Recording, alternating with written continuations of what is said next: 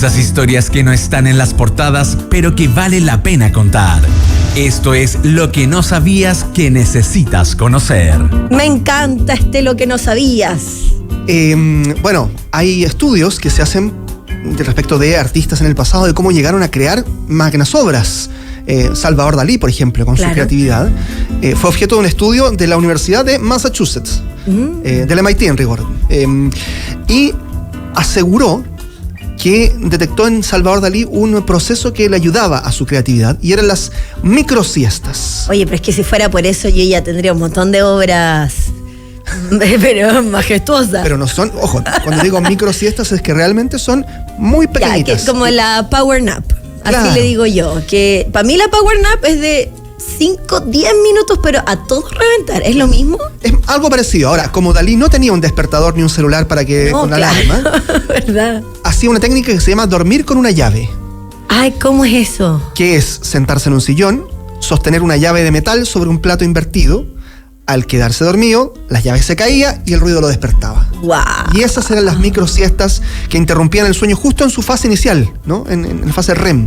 El mismo método también era usado por Thomas Alva Edison, quien en vez de llaves usaba bolas de acero y sartenes para lograr el mismo efecto, ¿no? Se quedaba dormido con esas cosas encima, se caía obviamente alguna de esas cosas, se despertaba y allí la creatividad y la imaginación brotaban espontáneamente. Mira, porque ahí entre el sueño, como empezar a soñar y la necesidad de seguir creando y la vida misma, bueno, ahí se hacen una buena conjunción. Ya saben, ¿eh? Las microsiestas parecen ser la clave para muchos aspectos de la vida bien creativos.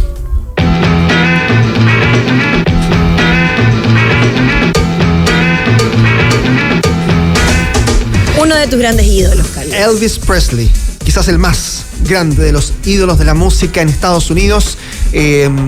Un día como hoy se recuerda que esta versión moderna de la canción A Little Less Conversation fue lanzada al mundo el año 2002. Y esto fue con motivo del Mundial de Fútbol de Corea-Japón 2002. Ah, mira. La marca Nike agarró esta canción muy popular de Elvis Presley, se la pasó a un DJ que se llama DJ JXL. Yeah. Y fusionaron esto en música electrónica más la voz inconfundible de Elvis Presley para crear el remix de A Little This Conversation, que fue un éxito a nivel mundial. Total, quizás los más jóvenes conocen solo esta versión. Exacto. Sí. No, la versión original siempre. Yo me quedo con la original. Por ¿Qué quieres que te diga? Con el gran Elvis Presley seguimos haciendo Hora Clave. No sabías que lo necesitabas hasta ahora. Escuchas Hora Clave. Bueno, estamos atentos a lo que pasa en el mundo también, especialmente lo que ocurre, por ejemplo, en este momento en Medio Oriente, pero hay varios focos en este instante en un mundo que parece muy candente, al menos si miramos del Atlántico hacia el Oriente. A veces uno agradece estar en este lado del mundo y decir que todavía nos queremos mucho como hermanos latinoamericanos, pero es cierto, es muy complejo el escenario. Ucrania-Rusia, no olvidemos lo que pasa entre India y Pakistán también. Bueno, de todo eso hablamos a esta hora con Alberto Rojas Moscoso, analista de la Universidad Finisterra y por supuesto autor de este libro que tengo en mis manos y que ustedes también están viendo ahí, que se llama Un mundo en guerra, los conflictos que amenazan la estabilidad internacional, que nos viene a acompañar en este experto clave del día de hoy. Alberto, ¿cómo estás? Buen día. Buen día, Alberto. Hola, Carlos. Hola, Fran. Muchas gracias por la invitación. Alberto, de tenerte. Sí, gracias. Este libro, Un mundo en guerra, obviamente fue escrito antes de que ocurriera lo que ha ocurrido en los últimos 5 a 10 días en Medio Oriente, con Israel ahora entreverado con Irán, que es un gigante en términos geográficos en toda la zona del sur de Asia, el centro de Asia, pero además con una capacidad nuclear importante. ¿Cómo has visto eso? Muy preocupante. Lo que estamos viendo es una nueva guerra en Medio Oriente. Hay que considerar que la acción de Israel busca destruir, en primera instancia, el programa nuclear iraní, que tiene más de 20 años, y que durante todo este tiempo ha sido una permanente preocupación, amenaza para Israel. No cabe la menor duda de que Israel lleva años planificando este ataque. Y hemos visto cómo la respuesta de Irán ha hecho escalar esto. Esto es muy distinto a lo que vimos en abril y octubre del año pasado, cuando se intercambiaron misiles, drones, y quedó ahí. Esto no tiene fecha de término. Además, está la incógnita de si realmente Estados Unidos se va a involucrar o no y de qué forma. Además, hemos visto cómo esto ha pasado de tener como blanco las instalaciones nucleares iraníes a especular en torno al fin del régimen teocrático de Irán. porque el propio presidente Trump en su cuenta de red social, Social Truth, dijo que tenían claridad de dónde estaba Ali Khamenei, el líder supremo, pero que no lo iban a matar, no lo iban a eliminar aún. Por el momento, dijo. Exacto. Entonces, me parece que todo eso lo único que hace es echarle más benzina al fuego en un escenario en donde lo más probable es que Israel haya dañado el programa nuclear iraní, pero no lo haya anulado. Desde hace más de 10 años, Irán empezó a construir y a trasladar sus instalaciones nucleares desde la superficie hacia ubicaciones bajo tierra, sobre todo bajo enormes e importantes montañas como las de Fordo. Entonces, si efectivamente Irán todavía tiene esa capacidad, perfectamente podría pisar el acelerador para llegar al objetivo que nadie quiere que llegue, que es tener y dotarse de un arma nuclear. Ahí cambia completamente el escenario, el perfil de Irán, el escenario de Medio Oriente, porque quedamos en una situación como la de Norcorea. Nadie se mete con Norcorea porque sabemos que tiene, no solamente está al lado de China, sino que además tiene armas nucleares y nadie quiere provocar a un país con armas nucleares. Y porque hay una sensación constante de que todo puede ocurrir, y eso también lleva, imagino, el título del libro, Un mundo en guerra, en donde, como tú mismo mencionas, lo que estamos observando hoy ya era algo que se estaba planificando y que se estaba conversando desde hace mucho tiempo antes. Y eso, más allá de los conflictos mismos y cómo esto pasa a la historia, también genera en la sociedad una sensación constante de que esto es algo normalizado, de que esto es algo continuo y que nunca va a parar. Por mucho que se termine algún conflicto bélico o que se vayan generando lazos de reuniones, después todo vuelve a ocurrir quizás en otro lado. ¿Hay una sensación generalizada en el mundo respecto a eso? Me parece que sí, además que está la idea de que estamos en un momento en donde se han ido superponiendo, se han ido sumando varios conflictos al mismo tiempo. Sí. Podríamos decir que desde febrero del 2022, con la invasión rusa a Ucrania, comienza un periodo en donde efectivamente estamos viendo muchos conflictos simultáneamente. Al 2023, la guerra en Gaza, este año la crisis que hubo entre India y Pakistán, ahora esta guerra Israel-Irán. Y a eso se suman otros escenarios que están siempre ahí, un poquito en segundo plano, pero presentes.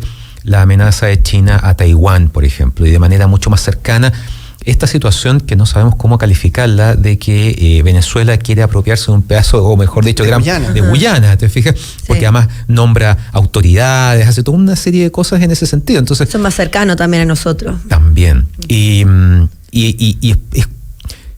cuesta recordar un momento en donde haya habido tantos conflictos al mismo tiempo de esta característica. Sí, hoy en día hay más de 40 guerras al mismo tiempo en el mundo. Pero de esta intensidad e involucrando a actores tan relevantes, difícil. Estamos en un momento bien particular. Sí, ahora yo partía diciendo que los chilenos a veces, y se ha comentado en redes sociales, nos agradecemos, hay memes incluso, cómo nos queremos tanto, abrazándose los países latinoamericanos. Pero la pregunta es, ¿cuán cerca o lejos estamos de estos conflictos, más allá de justamente lo que usted comentaba, Alberto, de Venezuela y Guyana? ¿Cuán a salvo estamos eventualmente? Porque, claro, Chile ha permanecido neutral en muchos conflictos mundiales, en la Primera y la Segunda Guerra Mundial por lo demás y en otros anteriores, pero el contexto global hoy día es distinto. Sí, efectivamente, Chile es parte de una sociedad globalizada, estamos súper interconectados hoy día.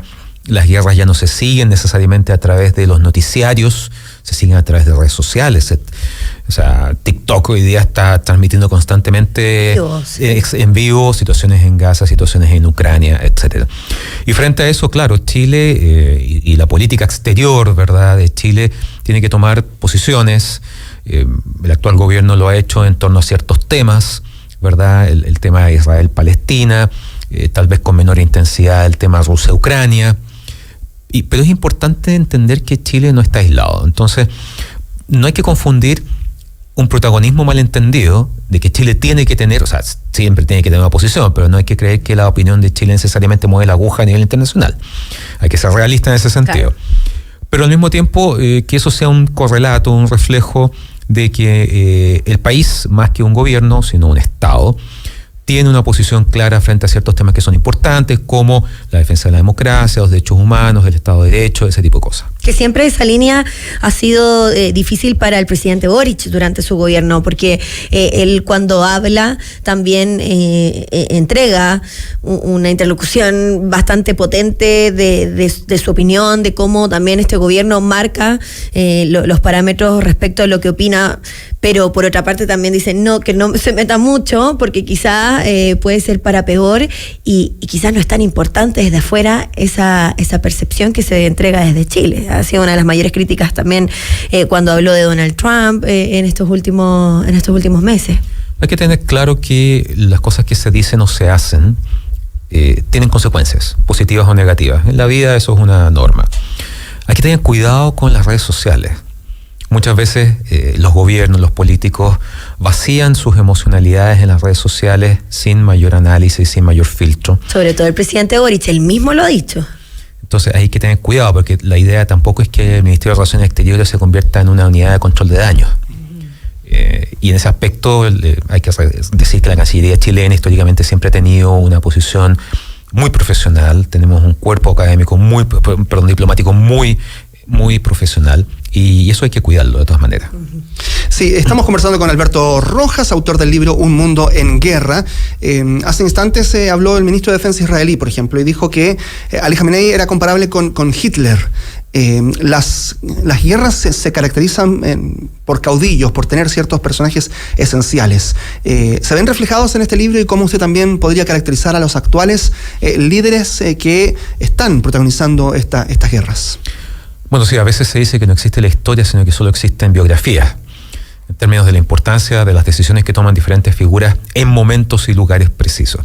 En el libro, evidentemente, hay un recorrido por los principales conflictos. Hay un capítulo para Ucrania, otro para Israel-Palestina, hay otro en el cual yo desarrollo la relación o la rivalidad entre Arabia Saudita e Irán, que es una especie de guerra fría que existe hace bastante tiempo a nivel regional en Medio Oriente. Y que creo que leer ese capítulo hoy día es bastante útil para el lector común, para tener más información sobre lo que está pasando actualmente.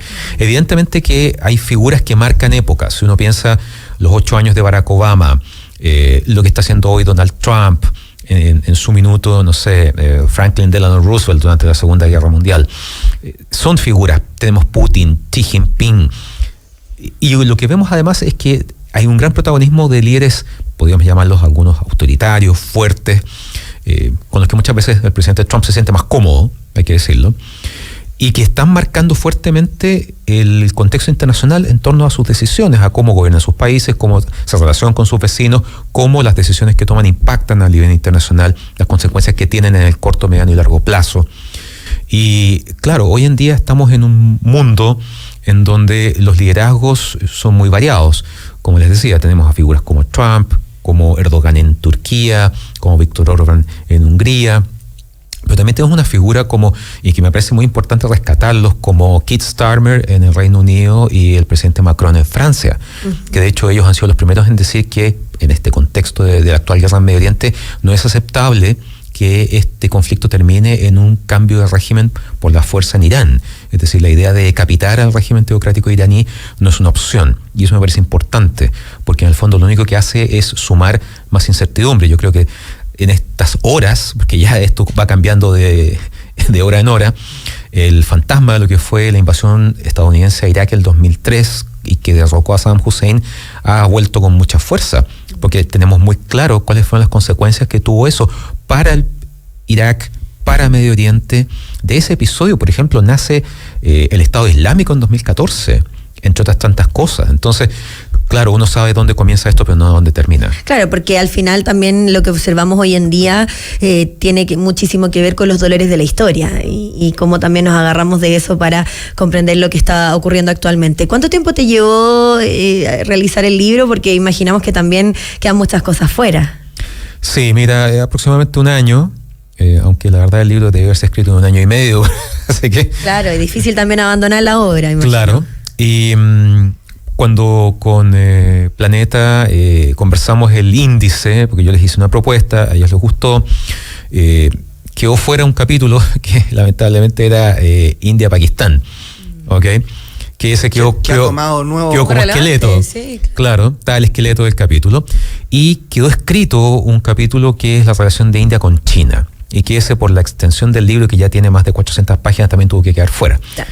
Así que queda ahí en el borrador, o no sé si será el primer capítulo de un próximo Para libro. el próximo libro, sí. Continuará. Continuará, sí, la versión extendida, no sé. Esperamos que sí, de todas maneras. Sí, ahora, bueno, Alberto, usted ha tenido una serie digamos, una dilatada trayectoria con historias que se van ligando en torno a lo que ha pasado en el mundo y tal como nosotros, o al menos yo, ha podido ver lo que ocurrió en la guerra en Irak en 2003, pero también antes, la guerra en el Golfo, postguerra, bueno, la Guerra Fría, por lo demás, después, en lo final de la Guerra Fría, al menos con la caída de la Unión Soviética. En definitiva, ha habido momentos del mundo muy álgidos, con mucha sensación de que se puede generar una tercera guerra mundial, como muchos dicen, o un conflicto mucho más amplio. ¿Es este el momento donde ese riesgo está más latente respecto de todos los otros episodios de los que hemos sido testigos de esta generación, al menos? Quiero pensar que no. La verdad es que en este minuto tenemos múltiples focos de conflicto en distintas partes del mundo, y sobre todo en un instante en el que el sistema político internacional está muy fracturado. Instituciones que deberían tener un mayor protagonismo, como Naciones Unidas, no lo están teniendo. Hemos visto cómo muchos países han decidido empezar a dejar de lado sus compromisos con tratados, acuerdos, como que sálvese quien pueda en muchos aspectos. Esto puede escalar. Si uno va juntando todos estos conflictos, podría pensar que estamos prácticamente en una especie de tercera guerra mundial convencional. Durante la Guerra Fría siempre se habló que la tercera guerra mundial iba a ser una guerra nuclear entre Estados Unidos y la Unión Soviética, que eso no ha pasado.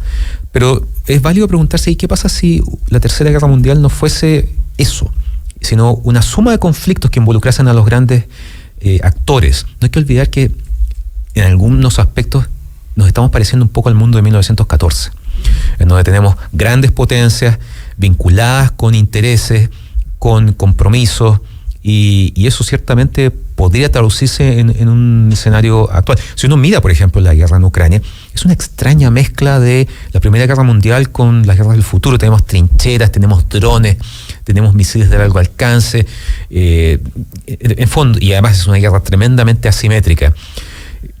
Estamos viviendo en un mundo muy desordenado, muy inestable. El orden mundial que existía hasta hace algún tiempo se está desmoronando.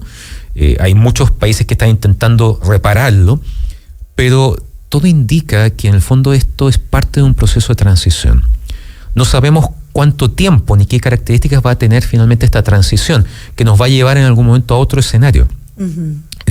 Y esa es la gran incertidumbre. Una incertidumbre constante que se transfiere a diferentes ámbitos de nuestra cotidianidad. En la economía, por supuesto, también se refleja en las elecciones de diversas autoridades, ahí como tú también mencionabas, y que eso también marca la historia. Así que, sin lugar a dudas, una incertidumbre que también ahí tú retratas en este libro. Sí, Alberto Rojas, les quiero contar a nuestros auditores también que vamos a estar la próxima semana sorteando el libro Un Mundo en Guerra, justamente, para toda la semana nosotros tenemos un libro aquí puesto, así que lo va a firmar Alberto Rojas también, para que quien se lo lleve también se lo va a llevar firmado ahí por el autor de este libro, obviamente, que también nos entrega un panorama completo de lo que ha ocurrido a nivel mundial en los últimos años. Único entonces el libro que se van a llevar firmado. Muchas gracias, Alberto, por estos 2 minutos de conversación. Muchas gracias a ustedes por la invitación. Un Mundo en Guerra en todas las librerías.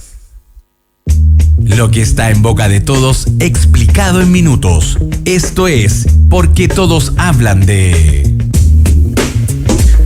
Atención, vamos a terminar este día jueves, ya previo a un viernes feriado, con música alegre. A ver, ¿cuál tipo de música alegre? Tampoco sé si habíamos alguna vez escuchado en Radio La Clave esta canción. No creo. Bueno. ¿Qué es esto? ¿Es una canción viral? Es el Dubi Dubi Du de Crystal. Sí, pues algo muy chilensis. ¿Y por qué todos hablan de esta canción? Porque, después de que se volvió viral en TikTok y todo esto en el mundo entero. ¿La bailaste? Di la verdad. No, yo no, la verdad, porque mis hijos ya crecieron un poco y tampoco la agarré. Pero no hay que ser niño para bailarla. No, es cierto, es que no he ido a bailar ni la guaracha, voy a bailar el Dubi Dubi Du. Pero Carlos, ¿cómo? El Dubi Dubi Du que grabó Cristel a los 5 años, ahora es nuevamente un hit, especialmente en Estados Unidos, porque un grupo de bailarines de Japón decidió presentarse al show de talentos America's Got Talent, con este programa que es un hitazo en Estados Unidos y en el mundo entero, y bailaron una coreografía de El Dubi Dubi Du. Pero espérate, además vestidos de gato. ¿Qué Claro, es esto? Sí, en la fotografía se ven como unos gatos bailando. Son muy tiernos, me encanta. Estaban ahí los jueces de este gran espacio. Mel B, la Spice Girl. Sí. Sofía Vergara, entre otros, que son muy conocidos por este America's Got Talent y que deslumbraron ahí los gatitos con el dubi-dubi-du. Bueno, el público aplaudió, obviamente, estaban muy eufóricos.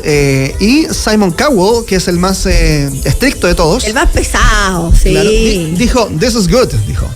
Esto es bueno. Y con eso ya entendemos que hay una aprobación para el chipi chipi chapa chapa dubi dubi du. Oye, pero es que además estoy viendo la coreografía. Es muy buena, aparte moviendo la colita. Sí, tiene toda su onda.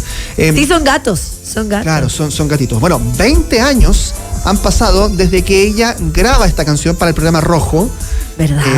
Después pasaron muchos años en los que Crystal obviamente desapareció del mundo público, no siguió grabando discos, no apareció. Está casada Crystal, Sí. es grande, ha estado aquí en Radio La Clave y sigue con su carrera musical, pero mucho más adulta. Claro, y de pronto, gracias al TikTok y a Instagram, se empezaron a dar cuenta de que en otras latitudes escuchaban esta canción, no sé cómo llegó a oídos de muchas personas en Asia, por ejemplo, y ahí se volvió todo un trend, una tendencia a nivel mundial incluso. Que llegó hasta America's Got Talent. Oye, estoy viendo la coreo, ¿sabéis qué? Son súper buenos bailarines. Ahí está. Los niñitos que fueron, increíbles, que más allá de que estén vestidos de gato, son excelentes bailarines. Bueno, así es entonces. Vamos a ver qué dice Crystal. Seguramente ¡Que va a ganen! subir. Ojalá que ganen. Bueno, tienen que ahora cantar otras canciones, o sea, bailar otras Sí. canciones, me imagino, más allá de Crystal. Le podríamos sugerir a este grupo otras canciones chilenas. Sí, Para que claro. coreografíen. O mueve el ombligo, no van a entender nada. Claro, no, el mueve el ombligo. Pero igual es pegote. oreja. Sí, oreja. Sí. Bueno, Mueve el ombligo sería un hitazo, yo creo. yo creo que no lo han descubierto todavía en el mundo entero y van a tener que hacerlo pronto. Nos vamos a comunicar con ellos. Bien, 8:57, nos vamos. Sí, nos vamos porque viene Clave Morse, en donde va a estar Daniel Fajardo conversando con Julio Salas, subsecretario de Pesca, para hablar del fraccionamiento pesquero durante la jornada. Gracias por acompañarnos, que tengan un muy buen fin de semana. Ojo en las carreteras, en los caminos, vayan con cuidado. Buen feriado, que estén bien. Chao, chao.